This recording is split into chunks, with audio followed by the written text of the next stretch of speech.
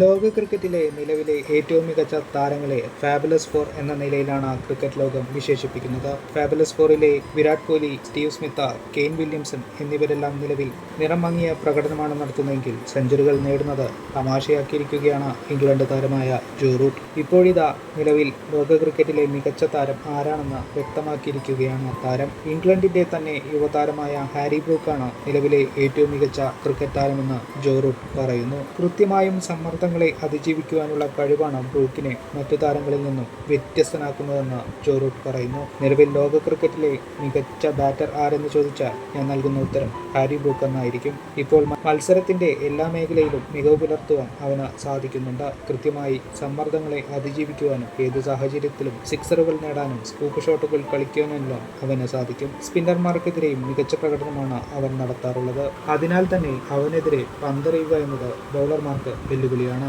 അവനൊപ്പം മൈതാനത്ത് കളിക്കാൻ കഴിയുന്നത് തന്നെ വലിയ കാര്യമായി കരുതുന്നുവെന്നും ജോ റൂട്ട് പറഞ്ഞു. ഇംഗ്ലണ്ടിനായി 23 ടെസ്റ്റ് മത്സരങ്ങൾ കളിച്ചിട്ടുള്ള ഹാരി ബ്രൂക്ക് 61.62 റൺസ് ശരാശരിയിൽ 2280 റൺസാണ് നേടിയിട്ടുള്ളത്.